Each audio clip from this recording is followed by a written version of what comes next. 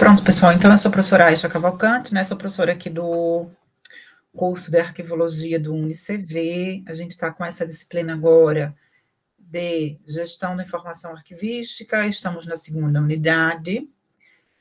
Seguindo aqui o material de vocês, a aula de hoje ela vai tratar de técnicas de conservação da informação, que é a unidade 2 do material que vocês têm.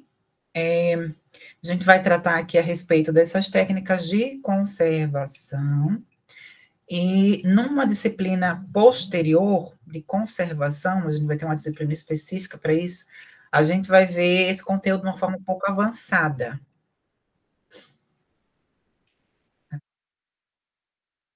Bem-vindo, Joás. Então, retomando, né? Então, hoje a gente vai ver as técnicas de conservação da informação a um nível que eu entendo que é básico, e, posteriormente, né, numa disciplina que não vai ser gestão da informação arquivística, a gente vai ver essas técnicas de conservação, as técnicas de restauração no nível mais avançado.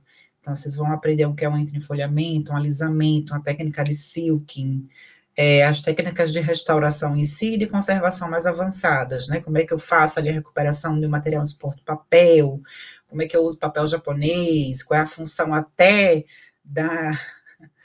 como é que a gente chama, do pó de borracha, o que é que a gente faz, como é que a gente faz uma que a gente chama de boneca, para fazer ali a intervenção ali no papel. Vocês vão aprender tudo nessa disciplina mais avançada. Aqui a gente vai ver as partes mais básicas, que é o que está previsto no conteúdo de vocês desta unidade 2, lá em Gestão da Informação Arquivística.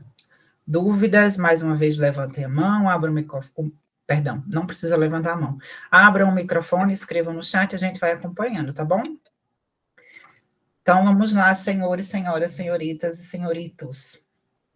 Antes, alguns avisos. Amanhã, dia 20 de agosto, às 7 horas, tem o encontro do Grupo de Pesquisa em Unidades de Informação, que é o GPUI. Está sendo coordenado pelo professor Lucas, que é o professor do curso de Biblioteconomia.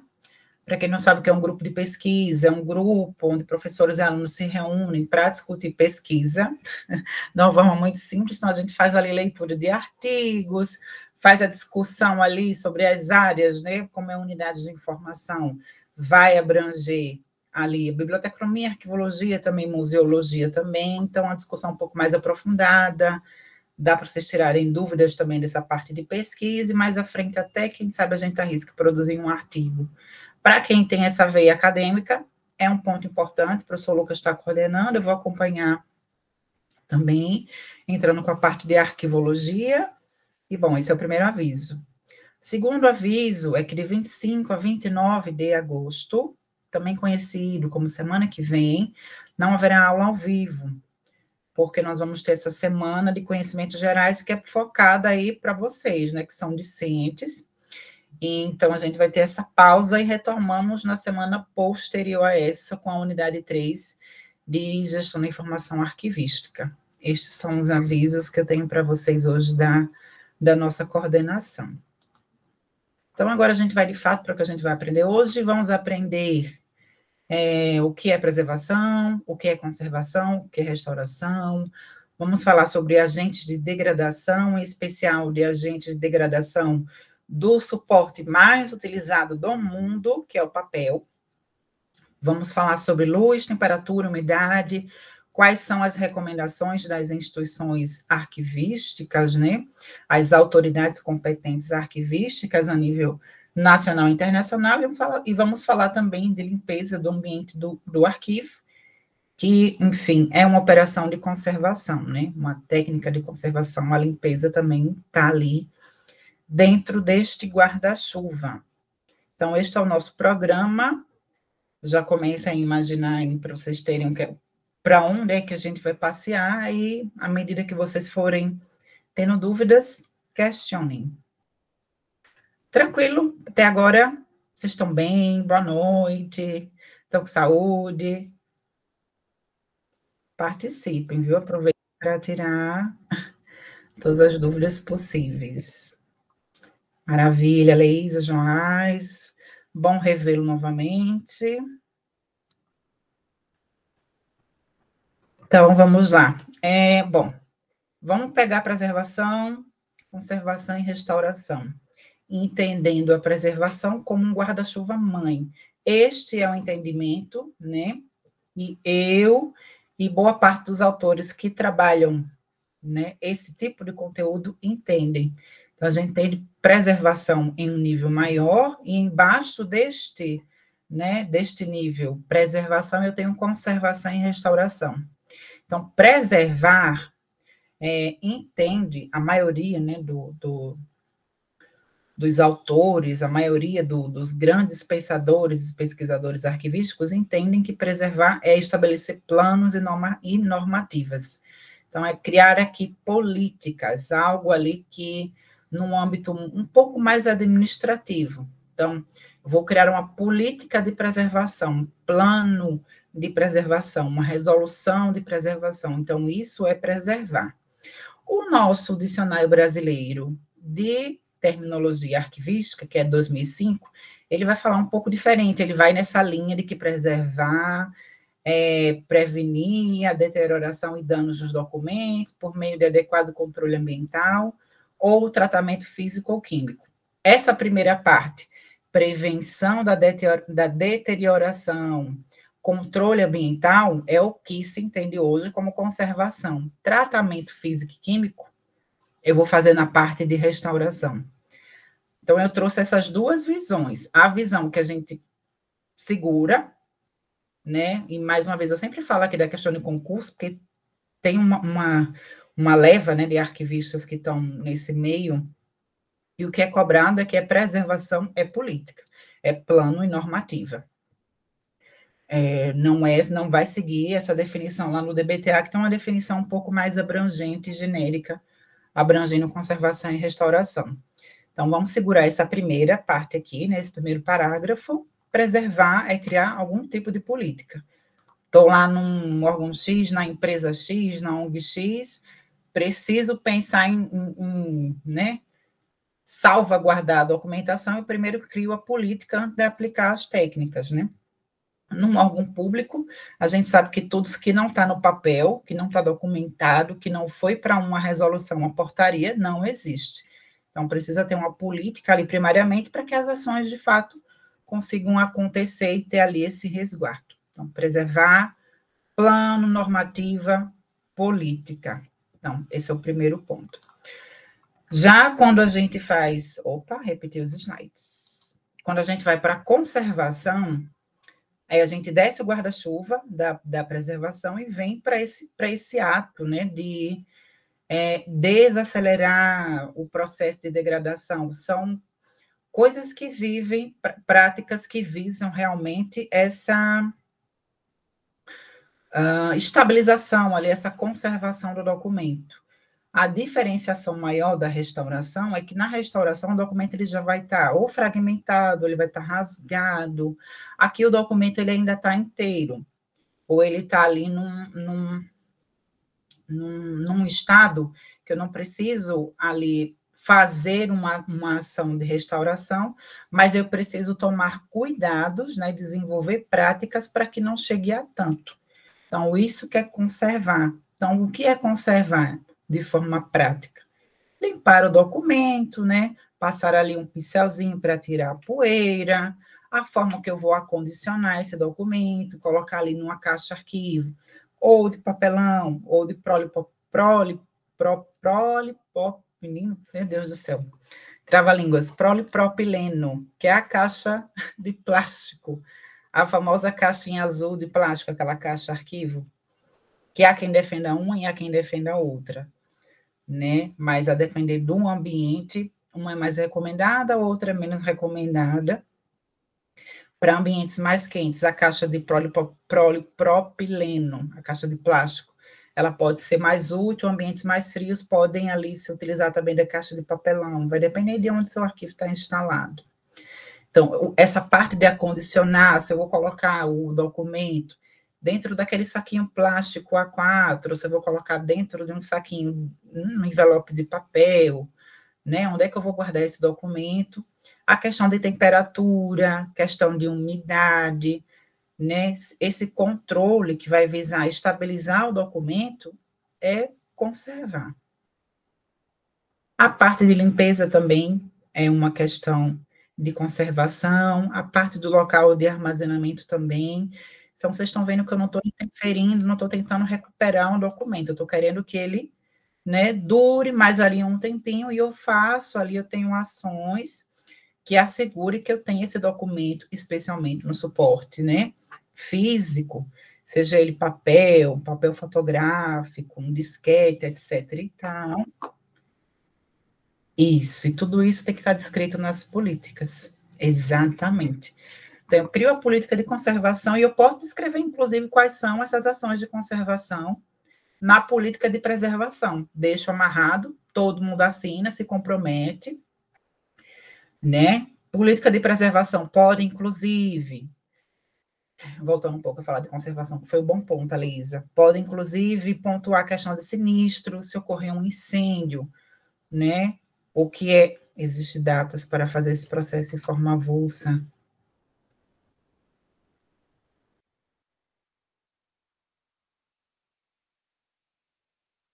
Não, não tem datas, né? Na verdade, não tem uma hora para fazer. A conservação tem que ser feita sempre. Mas, se você fizer isso sem uma política, cada um vai fazer de uma forma. Se for órgão grande, eu já trabalhei em universidade, inclusive estou em órgão grande também. Agora eu estou em Tribunal de Justiça, é grande também da mesma forma. Então, eu posso conservar muito bem lá no arquivo geral do Judiciário, mas lá na vara civil o pessoal está fazendo totalmente diferente. Então, a política vem também para uniformizar, né? Mas você, enquanto arquivista, vai ter que fazer isso sempre. Você vai chegar lá no seu local de trabalho, vai ver lá o ar-condicionado, se não tiver entre 20 e 22, você já começa a surtar e manda o pessoal ajustar. Brincadeira, viu, gente? Tudo tem que ter ali uma conversa, e essas questões de controle de temperatura que a gente vai falar já já é bem difícil, porque você chegar para alguém, né, e quem for para a empresa privada e disser que o local do arquivo vai deixar o ar-condicionado ligado 24 horas, não é fácil, viu? O pessoal quer que desligue, pronto, é difícil. Mas a gente vai aprender aqui o correto, né? Não necessariamente o que é feito no dia a dia. Então, preservação hoje está muito ligada à política, planos e normativas. Isso, exatamente, Elisa. A gente vai ver tudo direitinho aqui nessa aula de hoje, né? Apesar de não ser a aula mais avançada, mas a gente já vai trazer aqui os padrões de temperatura, de umidade para cada tipo de suporte. Muito bem. Então, passamos por preservação, passamos por conservar, né, que visa estabilizar, são ações ali que vão tentar manter o documento do jeitinho que ele está por mais tempo, né, que ele não fica amarelo, que ele não rasgue, que não dê fungo. Então, essas ações de limpeza, tirar poeira, vão contribuir para isso, né. Tem gente, né, tem pessoal da arquivologia que vai seguindo por esse caminho, né? É uma das vertentes que o arquivista pode trabalhar com conservação e restauro. Como ainda há muita documentação em papel e ainda há muita documentação antiga, né, que precisa ser preservada, o pessoal de conservação e também o pessoal de restauração são bastante, assim, requisitados. Tivemos, inclusive, o episódio lá do Rio Grande do Sul, né, que teve as enchentes, e logicamente com enchente, não foram só as casas que foram afetadas, mas os arquivos públicos, os arquivos das empresas também foram afetados. E aí começou-se a procurar esses profissionais, né? Teve um professor da Paraíba, inclusive, um conterrâneo meu, que foi chamado para atuar lá no Rio Grande do Sul, professora Léo Líbia também, que também foi chamada também para atuar com essa documentação lá dos arquivos públicos. O Arquivo Nacional também expediu suas normativas, né, mas o pessoal que trabalhava com restauração, e aí correu-se atrás de tudo que era documento que tinha de normativa para como tratar com documentação alagada, o que fazer, né? O CONARC, inclusive, o Arquivo Nacional, tem um manual para o que fazer com a documentação que é afetada por água, né, por enchente, mas ele precisava também de algumas atualizações, e o pessoal que estava mais atualizado foi convocado para trabalhar. Santa Maria também foi alagado também, o arquivo da Universidade Federal de Santa Maria, E aí também houve um trabalho muito grande para tentar recuperar essa documentação. E aí, quem se interessar por essa área, né, quem se interessar por isso, pode desbravar esses caminhos, tá? Agora, já adianto para vocês que vão precisar correr atrás de algumas especializações. A gente tem a Fundação Joaquim Nabuco, em Recife, que vez ou outra dá esse curso, né, de conservação e restauro. Tem algumas outras formações em universidades, mas são coisas mais específicas e como não é um público muito grande, não abre sempre. Às vezes você vai precisar beber da fonte de alguém que já tenha, né, e pedir algumas dicas ou pedir alguma bibliografia e tentar verificar o que é que está mais atualizado. Mas é uma fonte, é um caminho, né, para os arquivistas que gostam dessa parte, podem seguir também por esse meio.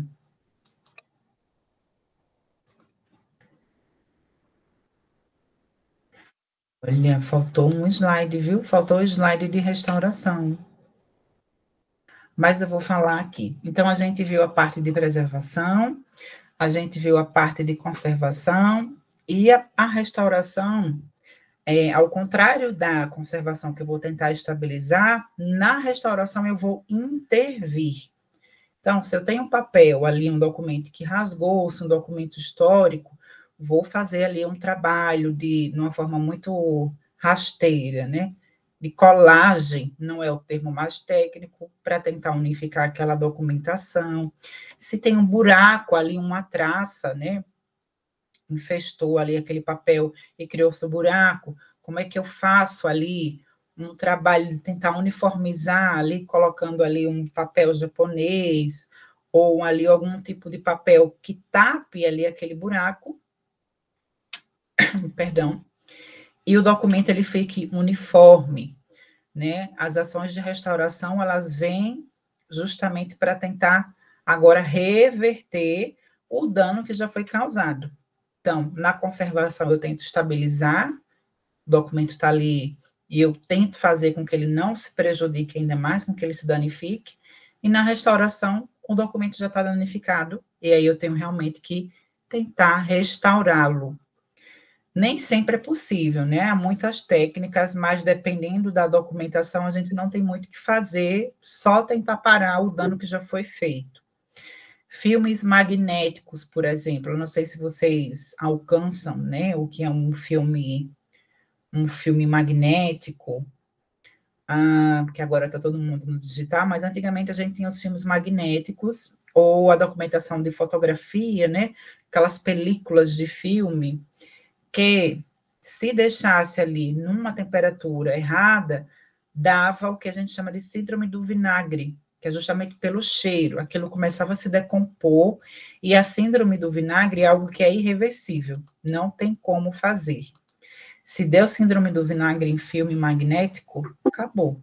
A gente só pode colocar, fazer a limpeza, né, aquele filme, aquela vai estar todo ali corroído, mas a gente vai limpar, e aí o que sobrou é o que a gente vai tentar agora fazer com que não estrague mais. Então, a conservação, ela é muito importante para que não chegue ao ponto de eu precisar restaurar. Então, ter essa política de preservação que indique ali as técnicas, né, que todo mundo contribua com a conservação, vai evitar que eu chegue numa fase de restauração. Então, dentro da política de preservação, algo, né, que fale, inclusive, sobre esses sinistros, para evitar incêndio, para evitar alagamento, e se acontecer, o que é que eu vou fazer? Isso tudo já tem que estar descrito, para que na hora que aconteça, todo mundo saiba o que precisa fazer, para que não haja uma perca maior, né, da documentação. Beleza? A gente vai falar agora sobre os fatores de degradação do papel. Qual o seu posicionamento em relação à guarda de arquivo? Caixa de papelão, caixa de polipropileno? Depende. Trabalhei em Mato Grosso, lá eu defendia caixa de polipropileno, que lá era um ambiente muito quente. Em ambientes mais frios, caixa de polipropileno, a caixa de plástico pode dar um pouquinho mais de umidade. Então, vai depender muito do local, das condições do ambiente. Mas há uma tendência dos arquivistas, né, dos profissionais, de preferirem a caixa de papelão. né? Contanto também que esse papel, né, a caixa de papelão, seja feita em pH neutro. Porque se for feito, por exemplo, caixa de papelão feita com esse papelão é reciclado. Geralmente, papel reciclado que vem, que a gente tem de produção no Brasil, geralmente ele é um pouco mais ácido. E tudo que é ácido, vocês vão ver aqui em conservação, que não é bom. Tudo tem que ser neutro ou alcalino. A gente vai agora voltar para uma aulinha de química lá para o ensino fundamental e médio, né? A gente tem aquela escala que 7, o pH é neutro, para baixo, ácido, para cima de 7, alcalino. Papel, né? O suporte físico, ele precisa ser feito no pH neutro ou alcalino. Porque o papel, como a gente vai ver aqui, ele tende, com o tempo, a se tornar ácido. Documentos antigos, já pelo tempo também, eles já estão com essa característica. Eles vão adquirindo acidez. Então, o que é que a gente faz? Já estou dando aula de conservação sem nem chegar na disciplina. A gente faz o que a gente chama de entrefolhamento, que é pegar papel alcalino ou neutro e entrefolhear. Tenho aqui papel neutro, o documento antigo que está ácido, papel neutro alcalino, para tentar fazer esse equilíbrio e não passar, inclusive, porque o papel passa, viu, de um para o outro. Se eu estou com papel que está ácido, eu já coloco outro junto, daqui a pouco aquele outro que está junto que não está ácido, ele vai estar também. E aí eu prejudico os dois. Então, uma das ações ali de conservação é esse entrefolhamento, tenta fazer esse equilíbrio do pH do papel. Viu? Então, vamos lá. Então, é isso. Vai ter quem defenda a caixa de papelão, vai ter quem defenda a caixa de polipropileno, mas o ideal é que tenha pelo menos a caixa, né? Tem canto que nem a caixa você vai conseguir. Mas, vamos lá. Voltando. Fatores de degradação do papel. O que é que faz o papel, né, se degradar? A gente tem os fatores internos do próprio papel, né, que são intrínsecos ao papel. Então, o tipo de fibra que é fabricado, resíduos químicos ali na hora da fabricação desse papel.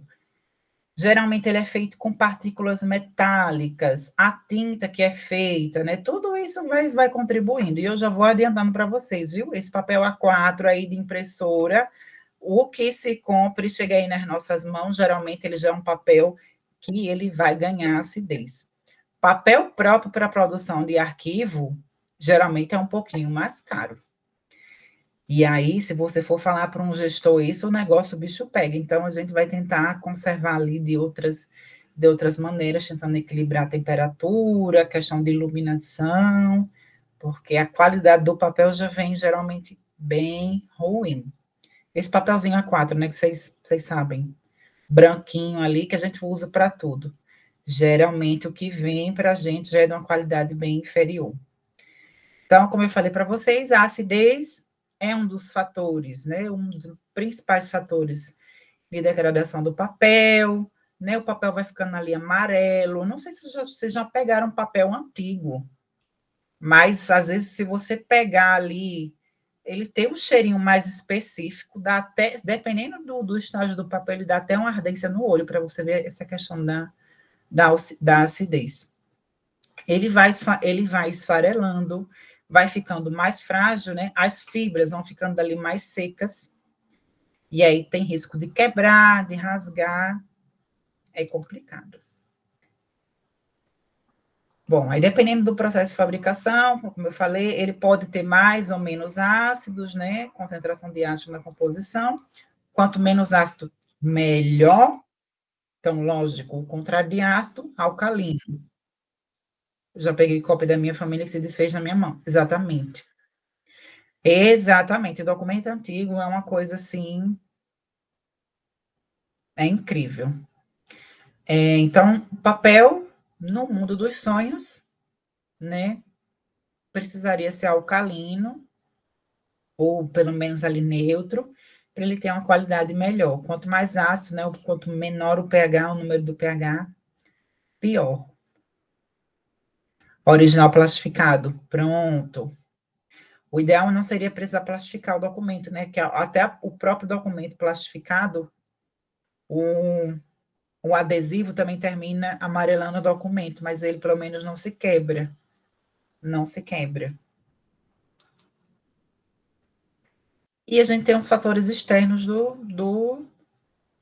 de degradação do papel, né? Que são coisas que não são inerentes ao papel da produção, mas são externos que ali prejudicam ali a preservação, a conservação desse papel. E a gente vai falar isso agora, tá?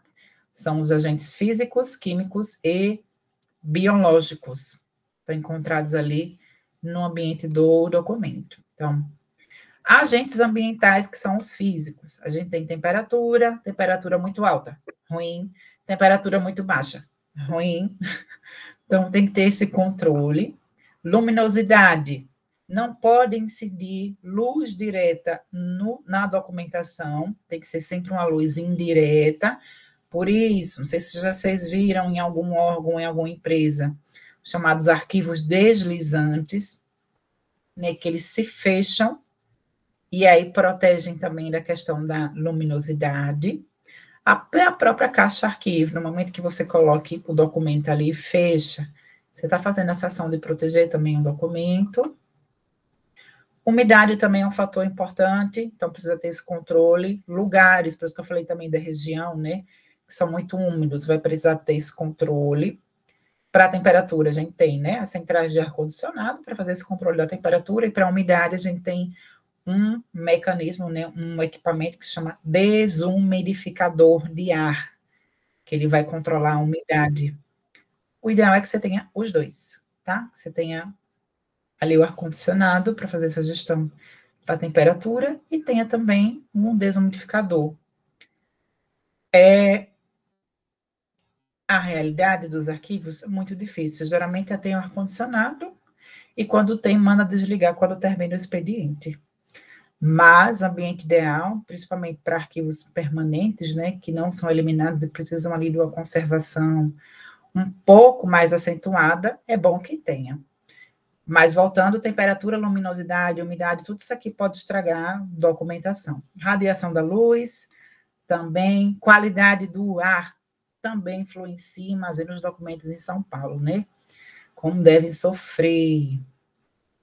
E aí a gente sai dos agentes ambientais de degradação do papel físicos, e a gente vai para os agentes químicos de degradação do papel. Então, poeira também vai prejudicar o suporte do papel, sujeira, fumaça, poluição atmosférica, oleosidade também vai prejudicar tintas e gorduras, tudo isso vai. Até a própria tinta da caneta, tá? Se você for escrever e a tinta ela for ácida, e mais uma vez, mais uma má notícia, as canetas mais simples, né? Essas Bic, etc., também já são de uma fabricação um pouco mais, enfim, não tão boas, e também isso influencia ali também no papel. Então, a gente também tem esses agentes químicos que vão influenciar na degradação. E temos os agentes biológicos, que aqui vai ter os funguinhos, os insetos, né? Os roedores, e até nós, enquanto seres humanos, a gente também pode ali influenciar ali nessa questão da conservação. Seja com vandalismo, né? Ou até furto, alguma intervenção inadequada. Ah, eu vou fazer alguma coisa aqui nesse documento achando que estou fazendo um bem, estou fazendo um mal. É complicado. Então, a gente tem os agentes físicos, químicos e também biológicos que vão influenciar também na degradação do papel. Até aqui tranquilo, eu já vou pegar o link da lista de presença, senão eu vou esquecer, vou passar aqui para vocês. Mas até aqui, tá tranquilo? Conseguiram entender? Entenderam que era preservação, conservação, restauração? Jorge, não é fácil não, viu? O arquivista é difícil. Que ao contrário da biblioteconomia, né, que são coleções, né, e aí eu tenho várias unidades, por exemplo, do mesmo livro, Na arquivologia, o documento é único. Se eu perder o documento, acabou. Acabou. Aí a gente pode entrar numa próxima aula em técnicas de preservação digital, por exemplo, digitalizar esse documento para ter pelo menos a cópia digital dele, mas ali o original, se eu perder por um fungo, uma intervenção inadequada. Vamos lá. E nos órgãos tipo TJs, eles respeitam essas políticas, têm um certo respeito. Vou falar da realidade do judiciário e do executivo que eu passei, tá? Do judiciário, a gente tem o Conselho Nacional de Justiça, que tem o Programa Nacional de Gestão de Documentação e Memória, que é o PRONAME, que expede normativas, tem um certo cuidado, né? Criou ali a tabela geral ali para a área fim do Poder Judiciário, as tabelas processuais, indicou também a utilização de tabelas para a área meio, plano de classificação também, então tem um certo requinte, e o judiciário conta de verba, né? Então, mas arquivo é arquivo em todo lugar. A gente tem um problema ali de questão de visibilidade.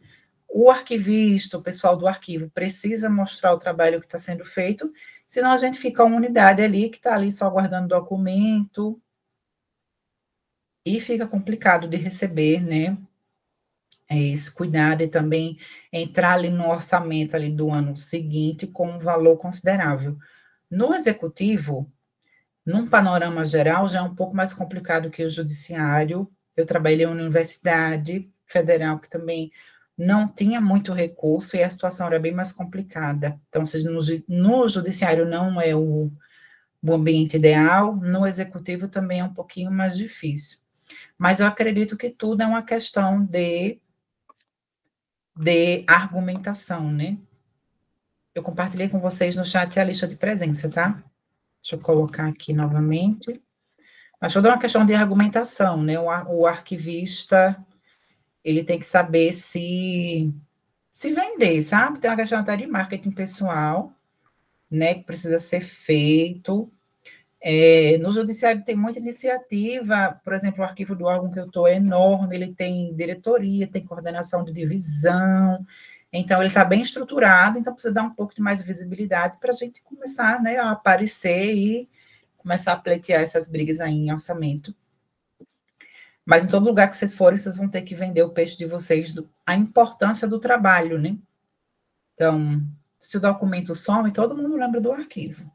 Todo mundo vai lembrar do arquivista, todo mundo vai chegar e vai gritar, pedir socorro, mas na hora de cuidar, na hora de preservar, na hora de investir, aí, enfim, dinheiro some, é complicado, e aí vem o nosso valor de argumentação, né? Trazendo ali casos reais, casos práticos, situações também hipotéticas, trazendo esse ponto da perca, né? Que é um ponto muito relevante. Um argumento que é muito válido para todo arquivista é falar a palavrinha mágica de economia de espaço, por exemplo. Seja economia de espaço física, né? Ou economia de espaço virtual. Que é um dos pontos da arquivologia é que a gente só guarda aquilo que nós precisamos. Então, por isso tem a avaliação documental, que destina ou para eliminação ou para guarda permanente. Os documentos eliminados, né, ali físico, vai economizar espaço, e à medida que o tempo vai passando, né, lógico que a gente só vai ter a documentação digital, que também, enfim, a gente vai economizar no físico, mas vai ocupar espaço de armazenamento, o servidor também não é barato. Então, precisa também fazer essa gestão de documentos ali do digital, eliminar, etc e tal. Na minha empresa, Sebo Igor, quase não é essa preocupação da parte de gestores, fico aflito de ver tanto material raro se deteriorando. A gente entra em pânico, entra em crise. E, enfim, quando você vê com a documentação ali que tem um certo valor e ninguém está ligando, é meio chato, né? É meio complicado, porque ali é o seu trabalho, né? O arquivista, quem escolhe seguir por essa profissão ali, trabalhar com gestão de documentos, ali tem um certo apego, né? E é também uma questão ali até de valorização profissional. Você quer trabalhar num local que ali respeita o seu trabalho, né? Que invista no seu trabalho. E, infelizmente, não é o cenário de todos, mas a gente vai tentando, né? a gente vai tentando. Então, vamos lá, retomando. Alguém quer entrar? Vamos lá. Então, a gente passou pelos agentes químicos, vamos revisar aqui, passando rapidinho. Poeira, sujeira, fumaça, poluição atmosférica, agentes biológicos, que é os bichinhos, né, e nós também, fungos, insetos, roedores, ser humano e furto, e passamos também pelos físicos, temperatura, umidade, luminosidade, tudo isso vai ali, né, prejudicando o papel. Então, quais são as recomendações, principalmente para a questão de luz, temperatura e umidade, que são coisas que dá para a gente controlar até num certo nível, né? Não vou dizer com facilidade, porque nem todo mundo, por exemplo, vai ter condição de comprar um desumidificador e deixar ligado lá o tempo todo.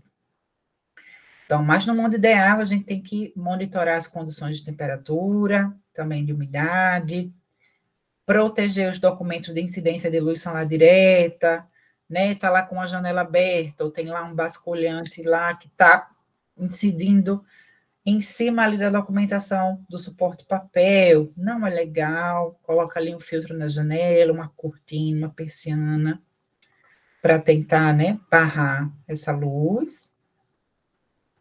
Monitorar também esses níveis de luminosidade, inclusive luminosidade artificial, tá? Até lâmpada é bom que a gente tenha ali uma certa incidência indireta e não direta sobre a documentação. Por isso que o acondicionamento, né, em arquivos deslizantes, em caixa-arquivo, é super importante. Promover a limpeza regular também, né, manter um programa ali de higienização, prevenção de insetos, todo arquivista sabe que não pode levar comida para o arquivo, a regrinha ali, né, se for comer, vai para a copa, vai para outro ambiente, que às vezes fica um farelinho ali no chão, até que a equipe de limpeza passe, atrai bichinho, não é bom, né, então é bom manter distante também, além do cheiro, que fica também, dependendo do que você está comendo, fica ali impregnado também ali no local da documentação. Aqui, a gente tem, meus queridos alunos, as recomendações do Arquivo Nacional. Tem outras recomendações de alguns autores, Marilena Leite Paz, que escreveu Arquivo, Teoria e Prática, um clássico. Ela vai dizer algumas numerações aqui, mas não está muito longe, tá? Então, vamos ficar aqui com o Arquivo Nacional, que expediu essas recomendações já faz um tempinho. Então, a gente tem para cada tipo de documento, ali com físico, né, uma temperatura e uma umidade específica que a gente precisa manter. Para documento convencional, toda vez que alguém falar documento convencional, é papel, tá? Que é o documento mais convencional possível, né? Tudo era feito e ainda há muita produção em papel. Papel acho que também não vai sumir nem tão cedo, mas a tendência é que o digital se intensifique. Então, para papel, temperatura 20 graus, mais, com variação de 1 grau para mais ou para menos. Então, entre 19 e 21. Marilena vai dizer que é entre 20 e 22, mas você vê que tá próximo, né? Então, entre 19 e 21 para papel, tá ok. Então, 21 graus ali no ambiente do arquivo, até essa temperatura é uma temperatura ideal. Deixa eu ver mais uma pergunta aqui no chat. Na empresa onde eu trabalho, o arquivo morto, acredito que esse termo não se usa mais, é uma sala onde o calor é infernal. Isso. Não tem mais esse termo, arquivo morto, não existe, a gente tem corrente intermediária e permanente, né? Acho que a gente já explicou isso em uma aula anterior, e realmente, local muito quente para arquivo é terrível. A documentação vai se perdendo muito mais rapidamente. Então, para papel, entre 19 e 21, umidade entre 45 e 55, com variação para mais e para menos, de 5. Então, entre 40 e 60% de umidade vai estar ok. E aí a gente tem as diferenciações, tá? Mais uma vez, além da prática profissional, se tiver algum concurseiro também, anote que isso cai em prova. Cai não, né? Despenca. Fotografia em cor, 5 graus, com variação de 1 grau. Fotografia em preto e branco, 12 graus, e filme registro magnético, 18 graus. Então, a depender do suporte da documentação, eu vou ter ali um nível de temperatura específico, e um nível de umidade também específico, tá bom? Essa tabelinha aí vocês podem printar, tirar foto, mas vai estar lá também no link da aula, vocês podem acessar depois. Beleza, mas aí, dependendo do suporte, a gente tem uma variação de temperatura diferente, né? Limpeza, chegamos então para a parte da limpeza do ambiente do arquivo. Aqui é onde a gente sempre imagina que é feito de uma forma e descobre que deve ser feita de outra. E aí vamos para as recomendações.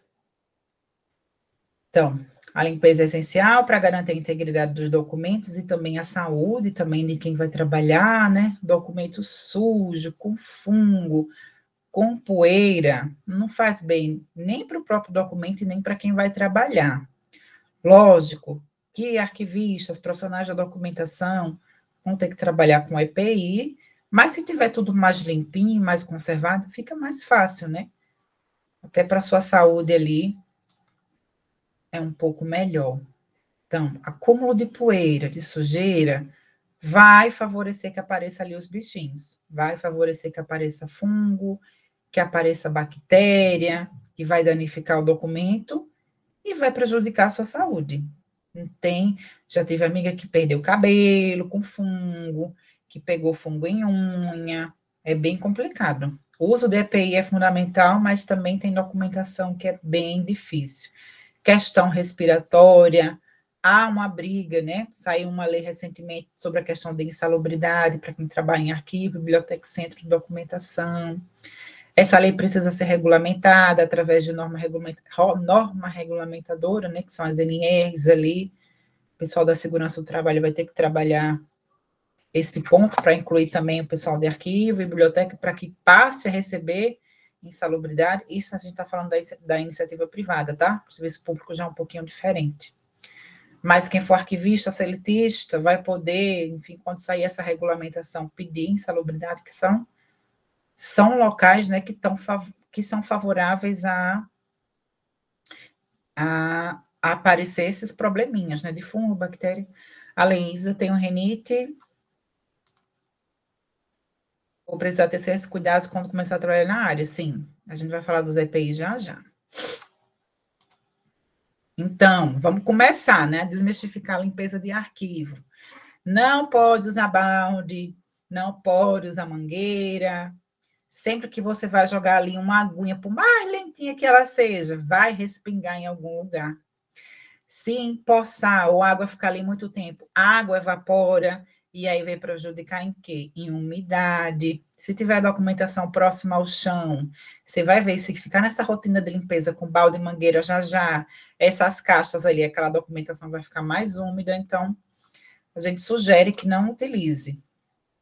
Se viu algum sinal de fungo, cupim, roedor, algum inseto, grita logo para a equipe de limpeza para fazer ali uma dedetização, uma desinfestação, que se tome as providências necessárias. Se for cupim, grite na mesma hora, sai gritando quem você vê ali pela frente, porque se achar, já sabe que tem ali algum ninho e vai precisar fazer ali uma dedetização urgente. Lixo seco orgânico precisa ser recolhido todos os dias das áreas do arquivo. Limpeza do piso também é um ponto super importante. A recomendação é que se use aspirador em pó. Aspirador em pó, perdão. Aspirador de pó. E não se use vassoura, tá? Esse é um ponto também, porque a vassoura, né? O pessoal aqui que limpa a casa vai saber que levanta pó. Na nossa casa é tranquilo, depois a gente passa um paninho, tá tudo certo. Mas vocês vão ver que depois os móveis vão estar ali cheios de poeirinha, que às vezes pode vir de fora, mas às vezes a gente que levantou com a vassoura. Então, é aspirador de pó. Não tem condição de comprar aspirador de pó, passa um paninho úmido ali, úmido, quase seco, com uma solução de água e álcool, tá? 50% de álcool, 50% de água. Uma misturinha ali, não precisa ser tanto, né? Porque você não vai gastar tanto álcool, mas deixa ali, dá aquela torcida no pano, ele mais ou menos seco, e faz essa limpeza. Se tiver fungo ou inseto, mistura água com bactericida. É assim que a gente limpa piso, tá? E mais uma vez, não utilizem vassoura em arquivo. Chegar o pessoal da limpeza, vir aí com vassoura, tentar recomendar, né? Falar da importância, né? Chegar com uma certa polidez. Professor, em relação à limpeza da sala, os profissionais da área de limpeza têm um treinamento especial para fazer ou é feita pelos próprios arquivistas? Não, a limpeza deve ser feita pela equipe de limpeza. Se o arquivista quiser limpar, ele pode limpar, mas se tem equipe de limpeza e já limpa tudo, porque não vai limpar também a área do arquivo, né, que está ali dentro da empresa, dentro do órgão, precisa ser limpo. Só que tem que ser limpo de uma forma diferente, né? De uma forma diferente. E aí tem que ter esse cuidado de repassar isso para esse pessoal. Estantes, a gente vai usar a mesma misturinha do chão, tá? Quando eu falo a mesma, é a mesma composição. Não vou passar no chão e depois vou passar na estante, não, tá? Vão pegar ali outro balde ou jogar fora a solução do piso ou começar pelas estantes e depois ir para o piso. Mas faz a misturinha de água e álcool, um pano bem torcido, quase seco, e limpa as estantes. A mesma lógica da vassoura para o piso vai para o espanador das estantes. Não utilizar espanador, vai subir a poeira, vai pegar na documentação. Então, não utilizar, tá? Pega o paninho ali quase seco, ele bem torcido, vai puxar ali poeirinha, vai reter no pano, né? Mistura ali na solução, enxágua e passa novamente, sem espanador. E aí a gente tem os equipamentos de proteção individual, para limpeza, máscara PFF2, que é uma máscara um pouco mais segura. Para manuseio diário de documentação, pode ser aquela máscara normal, tá? Mas a PFF2 ali para limpeza ali, principalmente se tiver com alguma infestação de fungo, é bom utilizar. Luva, aqui a gente está trazendo a luva de vinil, mas pode ser essa luva comum ali de borracha, essa luvinha branca, né, mais comum. Um jaleco descartável ali de TNT, se possível. Uma touquinha ali de TNT para proteger o cabelo. Um óculos de proteção de acrílico. E uma botinha ali tipo galocha de PVC. No mundo ideal vai ter máscara e luva. Quer dizer, na prática, né? No mundo ideal vai ter isso tudo, mas na prática geralmente vai ter máscara e luva, e aí a gente vai ter que se virando com o que tem. Mas a parte do EPI é super importante. Mulheres que têm cabelo longo ou que têm costume, né? Quem tem costume de pegar muito na cabeça, precisa usar a touca. E eu recomendo, pessoalmente, quem trabalha em arquivo e a documentação for um pouco mais pesada, e aí as meninas vão entender que é um pouco chato, mas lavar a cabeça todos os dias. Todos os dias. Eu chego em casa, é uma das primeiras coisas que eu já vou fazendo. Eu já vou correndo para o banheiro e lavo a cabeça com shampoo. Não deixo um dia sem lavar. Saí do trabalho, lavei na sexta-feira, fico final de semana sem lavar. Mas os demais dias que eu vou para arquivo, eu lavo, por segurança, tá? Isso aí vocês não vão encontrar em recomendação de livro nenhum. Mas, por segurança, é importante também lavar a sua cabeça. Às vezes a gente tá ali com uma luva, ou pega a documentação, aí tira a touca para almoçar, né? Ou ficou algum resquício ali no seu pulso, aí você toca, coça o cabelo, passa no rosto. Não é tão bom. Então, eu tenho essa rotina, né? Mas quando forem trabalhar com tipo de documentação que tiver mais variada, tentem usar todos os EPIs, e para a documentação cotidiana que tiver ok, pelo menos ali uma máscara e uma luva, né, para assegurar a saúde de vocês. Então, a gente vai praticar aqui rapidinho, com esse caso prático. Então, vamos lá. Um arquivo implantou medidas para manter a integridade de seus documentos. Entre as ações adotadas estão controle de temperatura e umidade, limpeza periódica do ambiente, utilização de materiais adequados para acondicionamento e monitoramento de possíveis agentes biológicos como fungos e insetos. Essas práticas estão relacionadas a qual procedimento, função arquivística? E temos aí letra A, B, C e D. Qual é a resposta? Joás, letra B.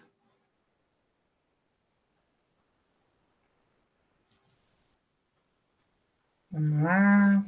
Estou controlando a temperatura e umidade, estou fazendo a limpeza. Estou fazendo difusão, conservação, destinação, autorização.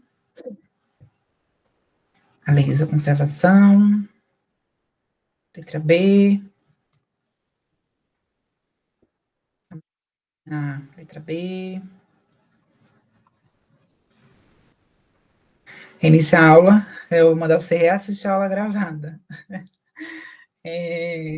Vamos lá, é letra B, é simples, né? Então, tudo que vai tentar desacelerar, né? Esse processo de degradação, Fátima, letra B, muito bem, e vai proteger os documentos desses fatores aí externos, né? A gente está falando de conservação, né? No momento que eu vou precisar intervir, já tiver, né, ali degradada, eu vou ter que restaurar, mas vamos tentar vamos tentar não entrar nesse meio, né? Restaurar ali também é uma questão um pouco mais crítica. É melhor você fazer uma conservação do que precisar depois restaurar um a um, documento um a um. Trabalho demorado, mas enfim, queridos, aqui estão as referências. Eu espero que vocês tenham compreendido o que são essas técnicas de conservação, entender ali o que é preservação, né, a construção de políticas, por cima também o que é a restauração. Já acabou, já é 7h57. Já se foi 1 hora. E, bom, foi isso que eu queria passar para vocês hoje. Como falei, numa próxima disciplina, já acabou, Lenza. Numa próxima disciplina de conservação, a gente fala dessas técnicas, em especial das técnicas de restauração, com um pouco mais de detalhamento, né? Vai que tem aqui os futuros restauradores, mas, pela última vez aqui, eu vou passar a lista de presença, caso alguém não tenha respondido. Joguei aqui no link do chat. Próximo encontro, nós vamos ter um intervalo semana que vem. Próximo encontro é dia 2 de setembro. Semana que vem vamos ter uma semana, já esqueci, deixa eu voltar aqui, voltar tudo. Avisos.